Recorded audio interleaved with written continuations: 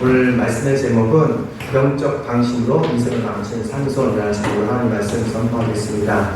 사사, 주어지는 판관이라는 뜻으로 전쟁 시에는 사령관처럼 백성들을 구원하고 평상시에는 사회의 안전과 공의를 실현하는 하나님의 대사였습니다.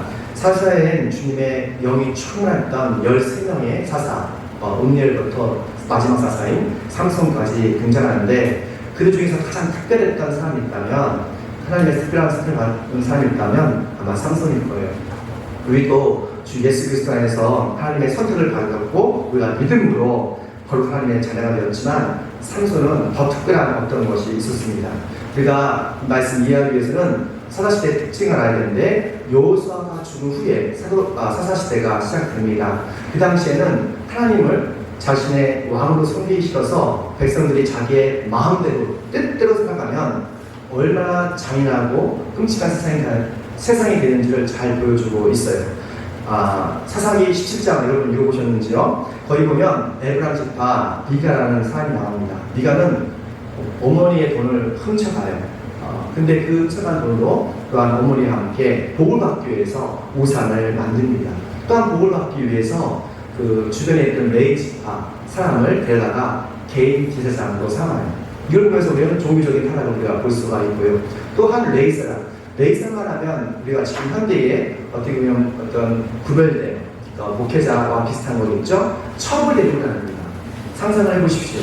아니, 목회자가 첩을 데리고 다닌다? 얼마나 성적으로 영적으로 타락하는지를 볼 수가 있죠. 근데 그 레위 사람이 첩을 데리고 다니는데 건달이 나타났어요.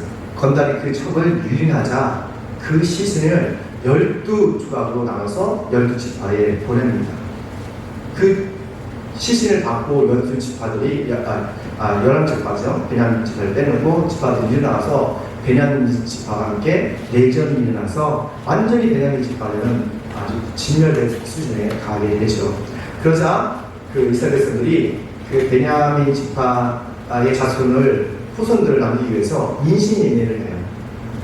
그러니까 하나님 없이 살아갈 때 영적으로, 기독적으로, 윤리적으로, 또한 사회적으로 얼마나 타락하는지를 타락의 끝판왕을 보여주는 것이 바로 사사시대입니다. 그래서 사사시대를 이렇게 정리하고 있습니다. 사사기 21장 25절에 그때에는 이스라엘 왕이 없으므로 사람들은 저마다 자기의 뜻에 맞는 대로 하였다. 이스라엘 왕, 우리의 왕은 누구시죠? 하나님이시잖아요. 근데 하나님을 왕으로 섬기기 싫어하고 자신의 욕망한 대로 자신대로 뜻대로 살면 정말로 행복한 삶을 살 것처럼 보였지만 현실은 최악의 상태이고 자유와 또한 정의가 무너진 무법천지가 되었던 것이죠. 이런 타락한 시대에 단지파에 마누아라는 사람이 살았는데 그의 아내가 가해졌지만 아기가 없었어요. 그 당시 여자가 아이가 없다는 것은 정말 무능한 존재인 것을 우리가 알 수가 있어요. 아마 주변의 사람들이 그 여자를 놀렸을 거예요. 그런데 우리 하나님께서 연약한 사람을 위로하시고 또한 우리 낮은 자를 높여주신 그 하나님께서 그녀에게 주님의 천사를 보내주십니다. 그리고 복음을 전해주셨어요. 사사기 13장 5절 말씀, 네가 임신하여 아들 낳을 것인데 그 아이의 머리에 머리칼을 대어서는 안 된다. 그 아이는 모태로부터 이미 하나님께 가져진 나실 사람이기 때문이다. 바로 그 블레셋 사람의 손에서 이스라엘을 구하는 일을 시작하였다. 아멘. 그러니까 주님의 약속대로 삼손이 태어난 거예요. 주님의 성령이 삼손에게 내리시자 아주 헐크와 같은 엄청난 괴력, 엄청난 힘을 얻게 됩니다. 여러분, 영화에서도 삼손의 이야기를 많이 들었잖아요. 그렇죠? 삼손이 사자와 만나게 됐어요. 그러자 삼손이 주님의 영이 임하자 그 사자의 입을 그냥 툭 찢어져 죽이는 거예요. 자신의 블레셋 아내를 빼앗긴 적이 있거든요. 그러니까 너무 화가 나가지고 여우 100마리를 잡았어요.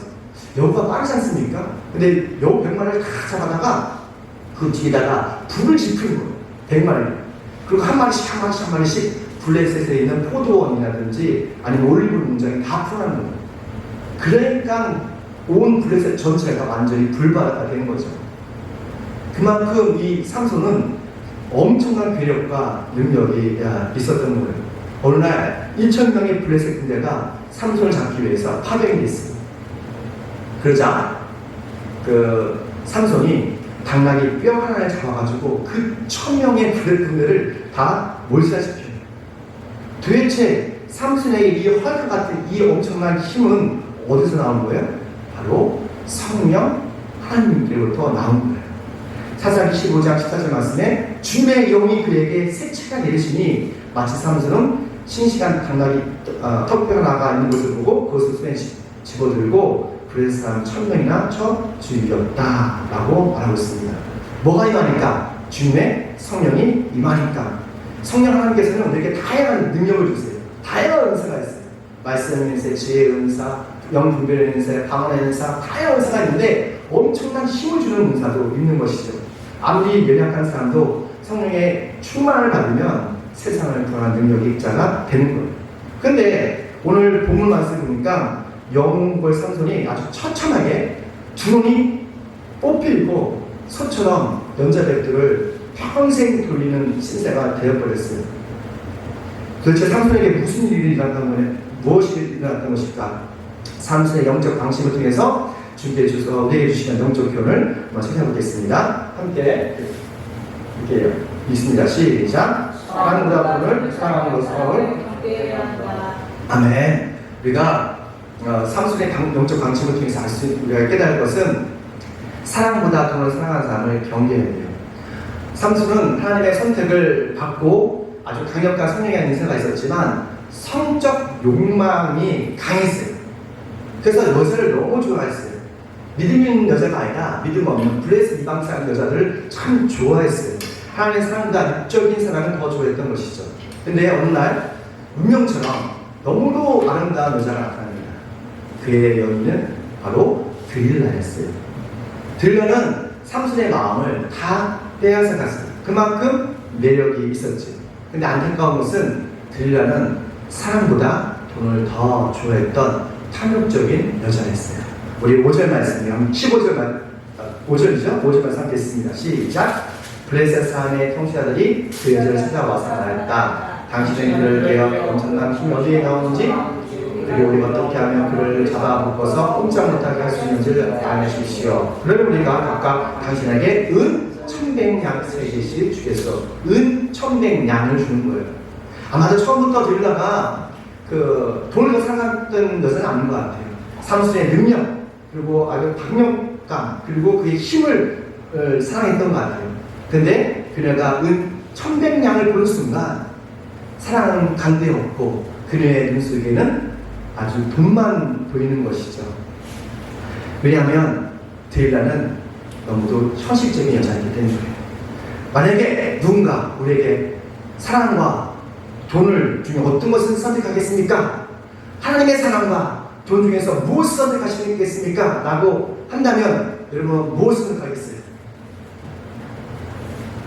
제가 아는 어느 중년 여자 집사님의 이야기인데요.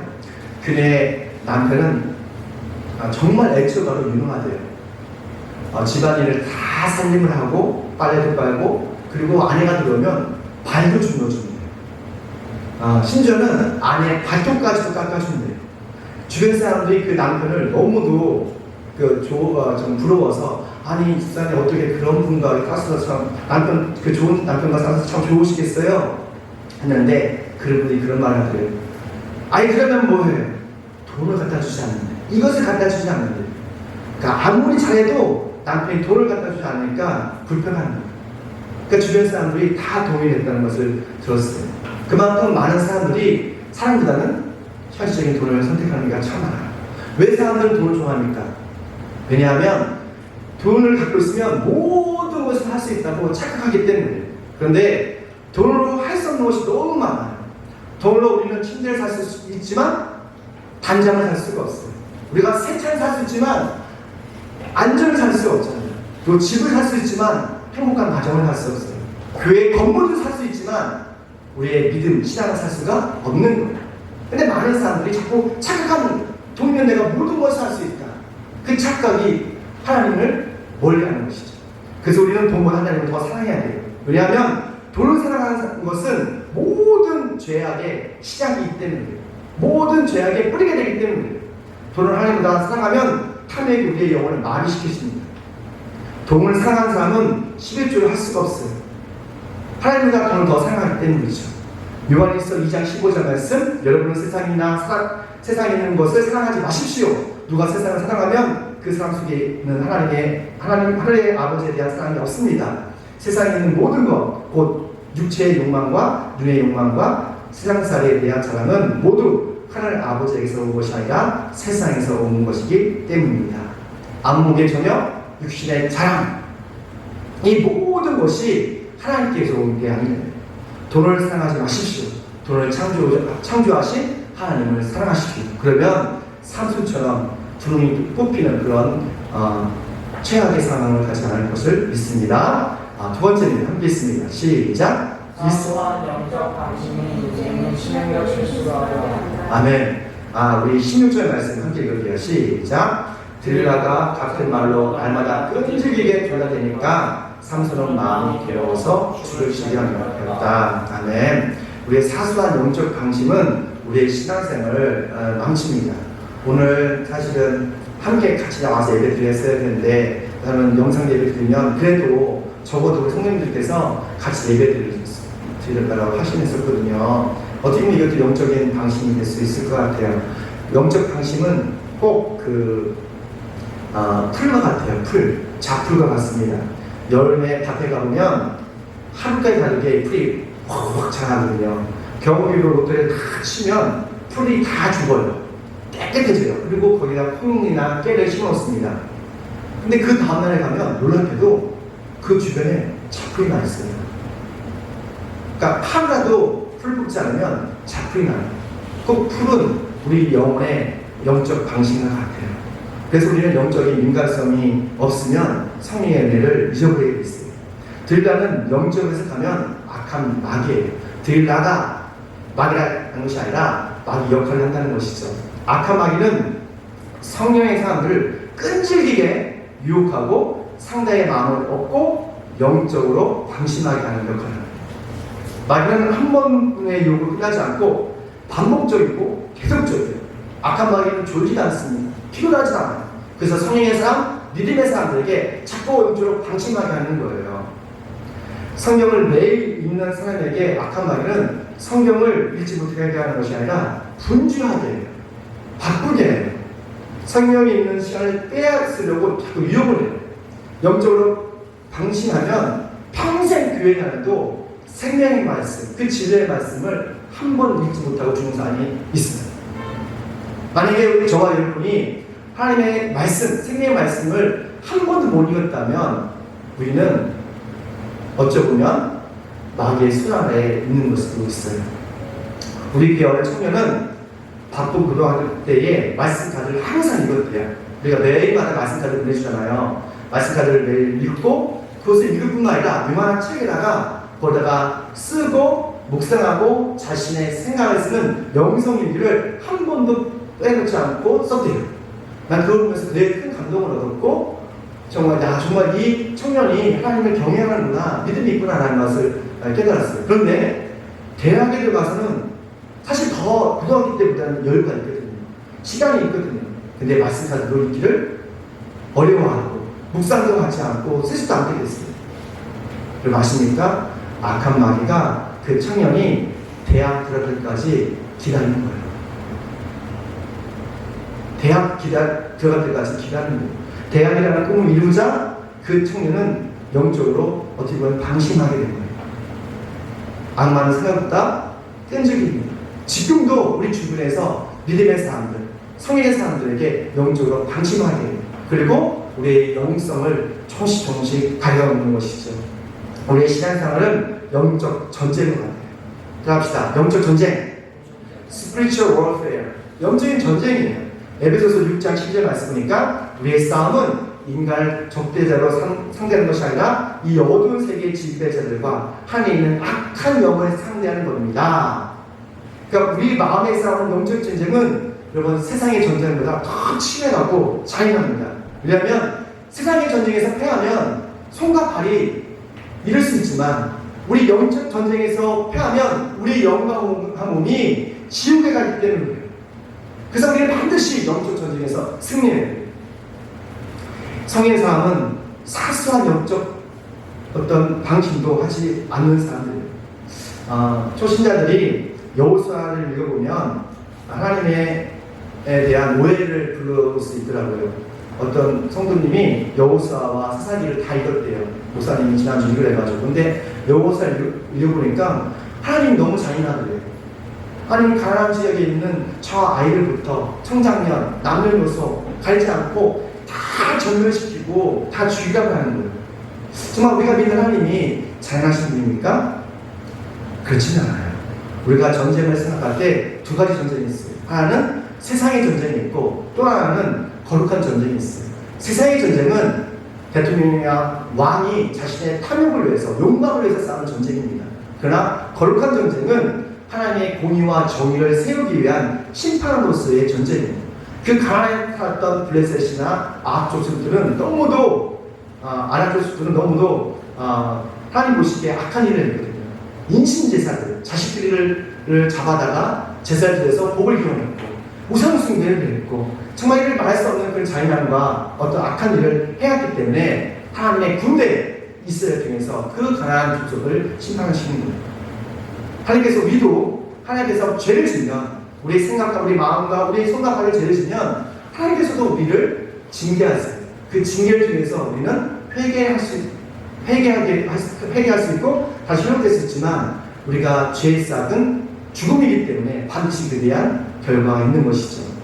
그래서 우리는 세상의 전쟁과 그리고 거룩한 전쟁을 여호수아에서 분별할 수 있는 지혜가 필요한 것입니다.